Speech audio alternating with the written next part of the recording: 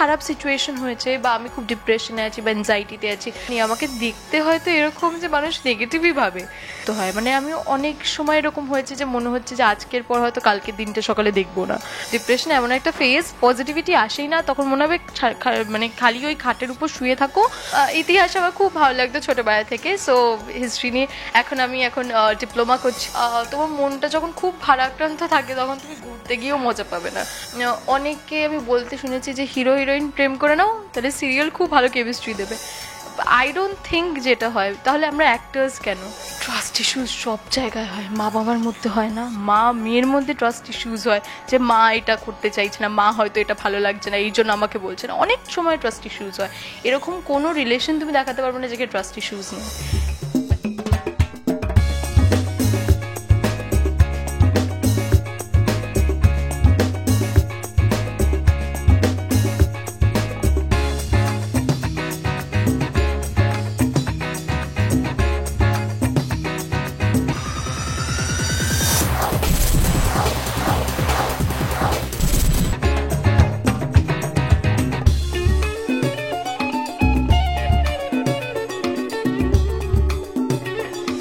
আজকে আমরা চলে এসেছি এমন একজনের কাছে যাকে কিন্তু টিভির পর্দায় ক্রমাগত দুষ্টুমি করতেই দেখা যায়, কিন্তু সে বাস্তবে কেমন বা কিছু আমরা জেনে নেব তারই মুখ থেকে আজকে। বলো, টিভির পর্দায় তো সারাক্ষণ কিছু না কোনো দুষ্টুমি চলছেই, তো বাস্তবেও কি তুমি এরকম?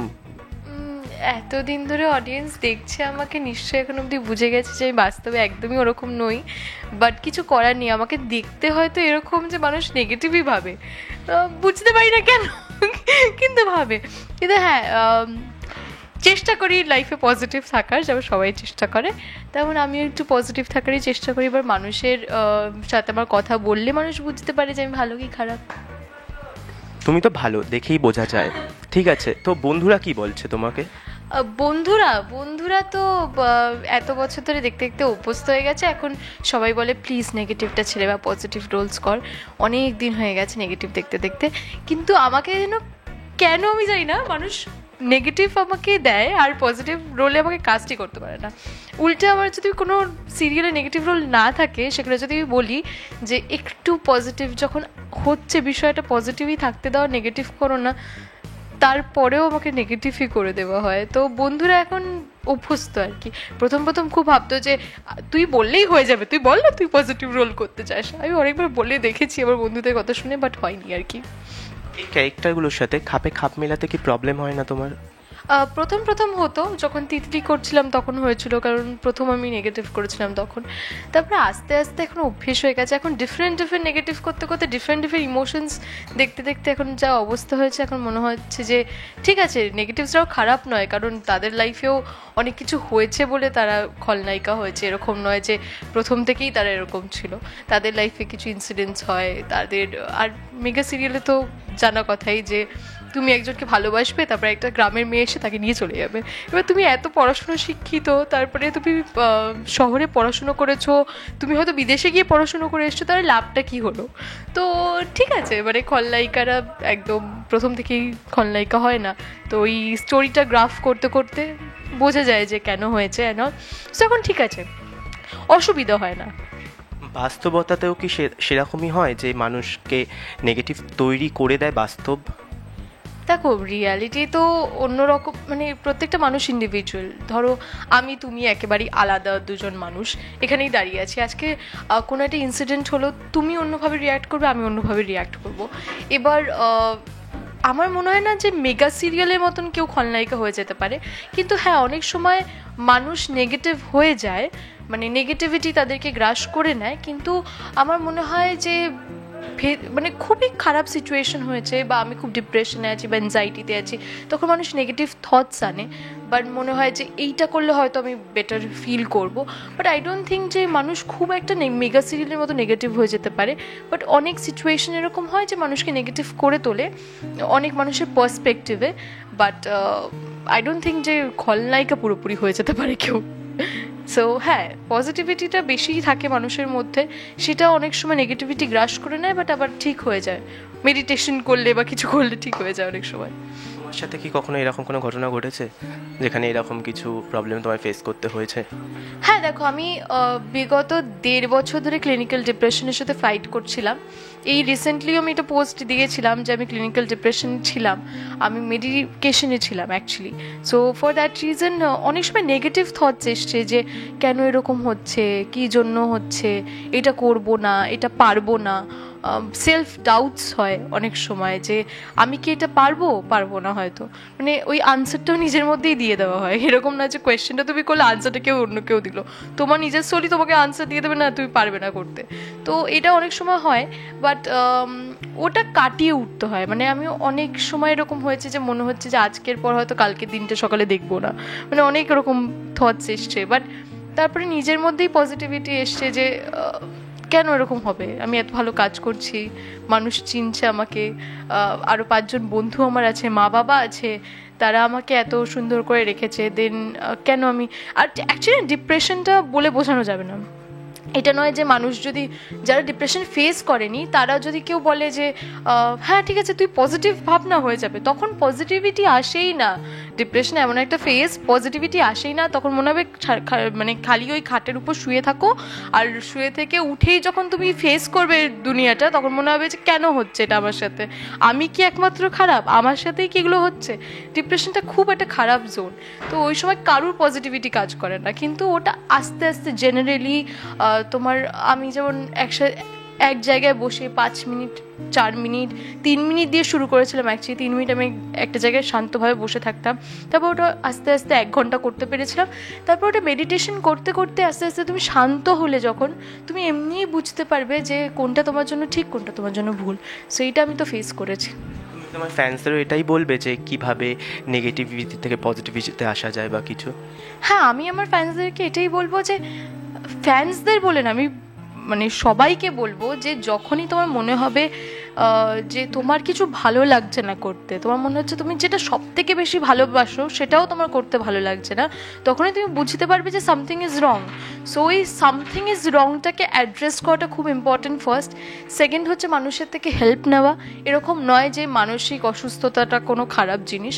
তোমার ডিপ্রেশন হোক, অ্যাংজাইটি হোক, মানুষের হেল্প নাও, কাউন্সিলিং হয়, হেল্প নাও, তাদেরকে গিয়ে জিজ্ঞেস করো কী হচ্ছে, তুমি শেয়ার করো। অনেক সময় হয়, আমার যেমন এরকম একটা সিচুয়েশন যে আমি কারোর সাথে মন খুলে শেয়ার করতে পারি না, আমি খুব ইন্ট্রোভার্ট কিছু কিছু ক্ষেত্রে, তো মনের কথা কাউকে বলতে আমি খুব ইন্ট্রোভার্ট। তো আমি একজনের কাছে গিয়ে, ওটাও একটা এক্সারসাইজের মতন, যে রোজ গিয়ে তার সাথে কথা বলা। একটা সময় তুমি একটা মানুষের কাছে ওপেন আপ করবেই open up. So for that reason তোমাকে একটু শান্ত মতন ধৈর্য ধরে একটা জায়গায় বসে থাকতে হবে, নিজের সাথে আগে ফাইট করতে হবে যে আমি যেগুলো ভাবছি সেগুলো ভুল, আর যেগুলো ভাবছি না সেগুলো অ্যাকচুয়ালি ঠিক, সেই জন্য ভাবনাটা এখন আসছে না। তো অপোজিট ভাবতে হবে, কিছু করার নেই সেই সময়টায়। আমার যেমন খুব খারাপ থটস এসছে, সেই সময় আমি ভেবেছি যদি আমি এখন বেস্ট খলনায়িকা অ্যাওয়ার্ডটা পাই তাহলে কি হবে। তো এরকম এসব ভাবনা চিন্তা করে টোরে আমি নিজের জায়গা থেকে বেরিয়ে এসেছি। সো আই হোপ যে তোমরাও যদি এরকম কোনো একটা সিচুয়েশন ফেস করো, তো অ্যাড্রেস করো ফার্স্ট যে হ্যাঁ আমি অসুস্থতায় আছি বা আমার একটা প্রবলেম হচ্ছে। তারপরে মানুষের কাছ থেকে হেল্প নাও, মা বাবার থেকে হেল্প নাও, মা বাবাকে জিজ্ঞেস করো কেন এরকম হচ্ছে, তাদের সাথে কথা বলো, তারপরে আই থিঙ্ক সিচুয়েশনস বেটার হয়ে যাবে। তোমার কথা শুনে বোঝা যাচ্ছে তুমি কিন্তু বন্ধুদের ভালো কাউন্সিলর। ও বাবা হ্যাঁ, আমি তো অ্যাকচুয়ালি আমার বন্ধুরা খুব মানে অবাক হয়ে গেছিলো যে আমি যতটা কাউন্সিলিং করতে পারি আমার মানে বন্ধু বান্ধবদের, আমার মানে সবার অ্যাকচুয়ালি। তো আমার কেন হচ্ছে, মানে আমার কেন হচ্ছে এই বিষয়টা, আমি কেন ডিপ্রেশনে আছি, বাট আমি বোঝাতে পারিনি যে যারা সবার কাউন্সিলিং করে অ্যাকচুয়ালি তাদেরও একদিন দরকার পড়ে কাউন্সিলিংয়ে। সো আমারও এরকম একটা সিচুয়েশন এসেছিলো। আমরা কিন্তু জানি তুমি ইতিহাস নিয়ে পড়াশোনা করেছো, তবে কথাবার্তা শুনে মনে হচ্ছে সাইকোলজি স্টুডেন্ট। হ্যাঁ, আমার মা বলে তো তুই কেন সাইকোলজি নিয়ে পড়লি না, কিন্তু ইতিহাস আমার খুব ভালো লাগতো ছোটোবেলা থেকে। সো হিস্ট্রি নিয়ে এখন ডিপ্লোমা করছি, কারণ মাস্টার্স হয়ে গেছে আমার, পিএইচডির আগে একটা ডিপ্লোমা করতাম। সো এই ডিপ্লোমাটা করছি অন ক্রেভস অ্যান্ড নিউমিসম্যাটিক্স। আচ্ছা, তোমার কাছে ঘুরতে যাওয়াটা কীরকম চার্জ হিসেবে কাজ করে তোমার লাইফে? ঘুরতে যাওয়াটা অ্যাকচুয়ালি কী বলো তো, ঘুরতে গেলেই যে মনটা ভালো হয়ে যায় এরকম সবসময় হয় না। তোমার মনটা যখন খুব ভারাক্রান্ত থাকে তখন তুমি ঘুরতে গিয়েও মজা পাবে না। তো সবসময় চার্জড আপ নয়, কিন্তু যখন তোমার মাইন্ডে মনে হবে যে একদম খুব স্টাক হয়ে আছি, রোজ কাজ করছি, কিচ্ছু আর ভালো লাগছে না, তখন মনে হয় যে হ্যাঁ ঘুরতে যাওয়াটা একটা ফ্রেশন আপ করে, মানে ওই পুরো রুটিনটা, মানে ডেলি লাইফের রুটিনটা থেকে তোমাকে একটু ব্রেক দেয়। So that's it.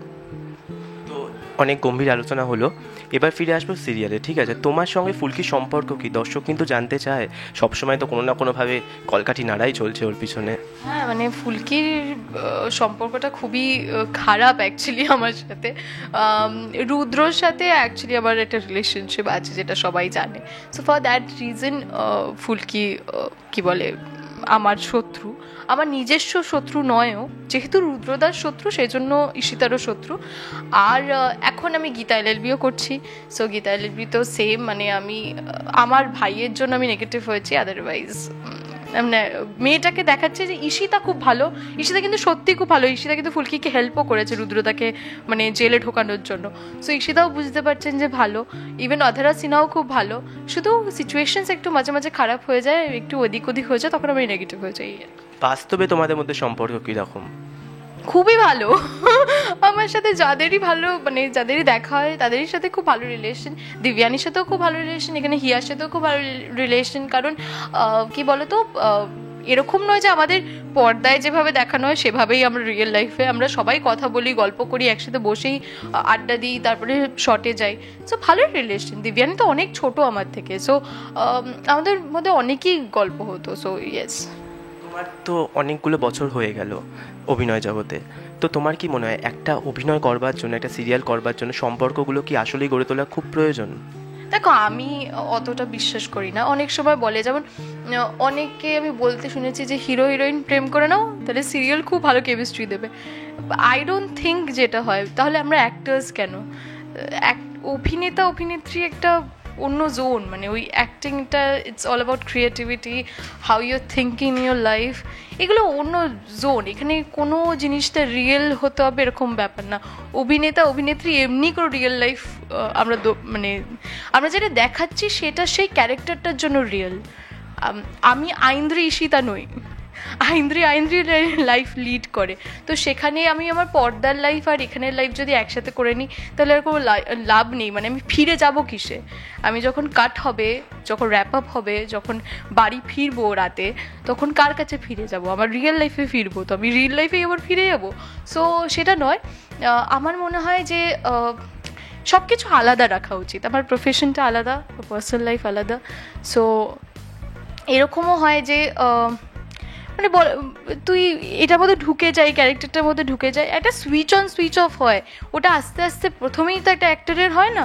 যেমন আমার নেগেটিভে প্রথম যখন তিতলি করেছিলাম তখন আমি এটা বুঝতে পারিনি যে সুইচ অন সুইচ অফটা কি। আমি ওই মুডেই থাকতাম সারাক্ষণ, এরকমভাবে রেগে রেগে ঝগড়া করতাম মায়ের সাথে। তো এখন আমি বুঝতে পারি যে বোকা বোকা, পরে সিরিয়ালটাতেই বুঝে গেছিলো এটাতে হবে না, তোমাকে ওই জায়গাটা থেকে বেরিয়ে আসতে হবে। যখন কাট মানে কাট, তো ওই সুইচ অন সুইচ অফ মোডটা আস্তে আস্তে তৈরি হয়, ওটা ওরকমভাবে হয় না। তোমার কাছে ভালোবাসা মানে কি? ফ্রেন্ডশিপ, কম্প্যানিয়নশিপ, ট্রাস্ট, আর সব থেকে বেশি হচ্ছে অ্যাডজাস্টমেন্ট। আজকের দিনে দাঁড়িয়ে কি ট্রাস্ট ইস্যু খুব বেশি সমাজে একটা গুরুত্বপূর্ণ বিষয়ের সঙ্গে দাঁড়িয়েছে? ট্রাস্ট ইস্যুস সব জায়গায় হয়, মা বাবার মধ্যে হয় না, মা মেয়ের মধ্যে ট্রাস্ট ইস্যুস হয় যে মা এটা করতে চাইছে না, মা হয়তো এটা ভালো লাগছে না এই জন্য আমাকে বলছে না। অনেক সময় ট্রাস্ট ইস্যুস হয়। এরকম কোনো রিলেশন তুমি দেখাতে পারবে না যেখানে ট্রাস্ট ইস্যুস নেই। ব্যাপারটা হচ্ছে যে তুমি সেই ট্রাস্ট ইস্যুসগুলো কীভাবে হ্যান্ডেল করছো সেটা পুরোপুরি তোমার হাতে নির্ভর করছে, বা তোমার মাথায় ওটা আছে। It is all in your head actually. তো তুমি যেটা ভাববে সেটাই হবে। তুমি যদি ভাবো যে এই মানুষটা আমার কোনোদিন ক্ষতি করতে পারে না, তাহলে কেউ ক্ষতি করবে না। আর যদি তোমার মনে হয় যে না এই মানুষটা ক্ষতি করবে, তাহলে করবেই। সে যদি অল্প কোনো সাও বলে, তুমি সারেগামাপাদা নিচে নিজের মাথায় ভেবে নেবে। So trust issues it's all in your head. যদি এরকম দেখো যে হ্যাঁ তুমি এটা মানুষকে ভরসা করেছো, ট্রাস্ট করেছো, সে তোমার ট্রাস্টটা ভেঙেছে, তাকে আরেকটা সুযোগ দেবে। যদি দেখো সেই সুযোগেও ঘেটে দিয়েছে, তাহলে যাও, বিদায়, টাটা। আজকে দেখা যাচ্ছে তোমাকে একটা সুন্দর লুকে, তো এর পিছনে যে আছে সে হচ্ছে রনিদা। তো রনিদাকে রেখে নেবো, কেন, কি জন্য, কি সাজ, কি প্ল্যানিং, সমস্ত কিছু সেই বলবে। আমি ফার্স্টেই বলি আইনরিদির সাথে কিন্তু আমার মানে দেখা হয়েছিল একটা সোনার সংসারে, আর তারপরে আমরা একটা শ্যুটেও দেখা হয়েছিল, তো সেখান থেকে গিয়ে আরেকটু পরিচয় বাড়লো। দেন তারপর আইনরিদি আমাকে একটা বললো যে রনি আমি এরকম একটা লুকসের উপর করবো, তো লুকসের মোটামুটি সিলেক্টেডই ছিল। তারপরে হঠাৎ করে একদিন আগেই চেঞ্জ হয়ে গেল, বলে যে না রনি আমি এরকম করো। আমি ঠিক আছে, একদিনের মধ্যেই সবটা অ্যারেঞ্জ করা যাবে, এবং অ্যারেঞ্জ কতটা কি করতে পেরেছি সেটা আইনরিদি। হ্যাঁ মানে আমার মুড সুইংসগুলো না খুব বেশি হয় যখন এটা শ্যুটের ব্যাপার থাকে, এটা ফটোশ্যুটের ব্যাপার থাকে, আমি প্রচণ্ড মুড সুইংস হয় আমার, যে না এটা ভালো লাগবে, এটা কি আমার ভালো লাগবে। তো ওই চিন্তাধারায় আমার মনে হয় যে রনি সব থেকে বেশি ভালো ফিট করেছে, কারণ ওই মুড সুইংসের সাথে নিজেকেও চেঞ্জ করা এটা খুব ডিফিকাল্ট একটা জিনিস। 2 সপ্তাহ আগে থেকে ওর জন্য একটা মানে ড্রেস রেডি করছিলাম, তো ওর রেডি অলমোস্ট হয়ে গেছে, ওর তারপর লাস্ট মোমেন্ট বলে একদিন আগে বলেছি যে না না না এটা আমি এটা পরবো না, তুমি একটু অন্য কিছু দেখো, যে আবার কিছু রেফারেন্স পাঠালো, সেই অনুযায়ী আবার করলাম। বাট সেটা একটা লুক ছিল, বাট এটা ছিল না করার কথা। বাট এটা মানে আমি রিকোয়েস্ট করলাম যে তুমি এটা পরে দেখো, তোমাকে সব থেকে বেস্ট লাগবে। আমার তো ভীষণ ভালো লেগেছে, এবার বাকিটা দর্শক বন্ধুরা বলবে কেমন লেগেছে। আর তোমার ফার্স্ট টাইম আমার কাছে কাজ করে কেমন লাগে? আমার খুবই ভালো লেগেছে, আমি জানতাম ওর সাথে কাজ করে আমার ভালো লাগবে, কারণ আমার একটা মানে সম্পূর্ণাকে যেহেতু আমরা দুজনেই চিনি, সম্পূর্ণা আমাকে বলেছিল যে তুমি রনির সাথে একবার কাজ করে দেখতে পারো, খুব ভালো লাগবে। তো আমি এসে দেখলাম সত্যি খুব ভালো এক্সপিরিয়েন্স হয়েছে, মানে সবাই খুব কর্ডিয়াল, রনি তো সব থেকে বেশি কর্ডিয়াল, যে এটা পছন্দ না ওটা পছন্দ না সব কিছু মানে হাজির করে দিয়েছে। আমি প্রত্যেকটা একটা মানে আংটি থেকে শুরু করে কানের দুল প্রত্যেকটা জিনিস, এই দেখো তুমি এটা নেবে না এটা নেবে, ওটা নেবে না ওটা নেবে, এই লেহেঙ্গাটা নেবে না এটা নেবে, সবটা পর দেখিয়ে দিয়েছি। তো এটাই বলবো যে আমি তো জাস্ট প্ল্যানটা করেছি এবং দিদি আমাকে থিমটা বলে দিয়েছিল, কিন্তু মেইন মানে যে সুন্দর করে রেডিটা করেছে, মেকআপটা করেছে হচ্ছে সারিকা দি, এবং আজকের এই সুন্দর যে কস্টিউমটা এসে সেটা এসে সাহিত্য গোল্ডেন টাচের ডালিয়া দি ফ্রম শিলিগুড়ি। আর আজকে যে এই সুন্দর সুন্দর ফটোগ্রাফিগুলো করছে সেটা হচ্ছে সুজয়। আর এই সুন্দর জায়গাটা আছে যে সবসময় আমাকে তোমরা দেখতে পাও সব শুটে বাঘাযতীন লাস্ট ফ্যাশন স্টুডিও, তো আমি সবটাই বললাম। সব নিয়ে তোমার অলমোস্ট এক্সপিরিয়েন্সটা কেমন? খুব ভালো, আমার তো মেকআপ হেয়ার খুবই ভালো লেগেছে। ইভেন সুজয় খুব কর্ডিয়াল, যখন আমি শ্যুট করছি সুজয়কে অনেক সময় বলছি এইটা না এইটা, এই কনসেপ্ট। আবার সেকেন্ড টাইম আবার শটটা আবার দেওয়া করালে, হ্যাঁ যে কিছু একটা প্রবলেম হচ্ছিল, কিছু একটা মানে আমি খুব খুঁতখুঁতে মানে এইটা না এইটা, তো সুজয় করলো। আউটডোরে গিয়ে বৃষ্টি আউটডোরে, তার মধ্যে গিয়ে আমরা করেছি একটা লুক, তো সেটাও কেমন হচ্ছে সেটাও তোমরা দেখতে পাবে। আইনরিদির প্রোফাইলে চোখ রাখতে হবে, সবার নামও বললাম, সবার প্রোফাইলেও কিন্তু চোখ রাখতে হবে। ইয়েস। সচরাচর তোমার কি ধরনের সাজ পছন্দ, এইরকম নাকি বাঙালি লুক বা কিছু? সচরাচর মানে যেটা আমি করি, আমি একটা বারমুদা প্যান্ট আর টপ পরে থাকি, আমি খুব কমফোর্টেবল জোনে থাকতে পছন্দ করি। আর আমাকে দেখে রিয়েল লাইফে মানে মানুষের মনে হয় যে আমি খুবই টম বয়স, কারণ আমি ওরকমভাবেই থাকি না। ও যে ধরনের সিরিয়ালের নেগেটিভ চরিত্রগুলো করে, প্রথমে না ওকে যেদিন আমি একটা কাজে গেছিলাম ওর সাথে, তো আমি সেখানে যখন দেখলাম বাবা কেমন হবে কে জানে, মানে এতটা ভিলেনিস দেখি, বাট ও টোটালি আলাদা, ভীষণই সুইট একটা পার্সন। আমার তো ভীষণ ভালো লেগেছে, মানে ওর সাথে একটা অন্য কাজে দেখা হয়েছিল, সেখানেও যেমন ভালো লেগেছে, আর এখানে তো এসে মনেই হলো যে মানুষটা টোটালি ডিফারেন্ট, খুবই সুইট পার্সন একটা। ওই যে তোমার ফার্স্ট কোয়েশ্চেনে আনসার এটা ফার্স্ট কোশ্চেন ছিল, আনসারটা আমি দিয়ে দিলাম। যাই হোক, তাহলে দর্শকের উদ্দেশ্যে তোমরা কি বলবে বলো? দর্শকের উদ্দেশ্যে এটাই বলবো যে এত সুন্দর সুন্দর যে ফটোশ্যুট বা আরও নানান রকম সুন্দর সুন্দর কন্টেন্ট পেতে অবশ্যই চোখ রাখতে হবে টলিউড ফোকাসে। আর এরকম সুন্দর ফটোশ্যুট দেখতে গেলে অবশ্যই চোখ রাখতে হবে আমাদের প্রোফাইলে। আমার একটাই বক্তব্য, সেটা হচ্ছে যেটা রনি বললো, অফকোর্স আমাদের প্রোফাইলসগুলোতে চোখ রাখতে হবে, আর সব থেকে মানে ভালো ভালো নিউজ পেতে গেলে, এন্টারটেনমেন্ট দেখতে গেলে এই যে টলিউড ফোকাস।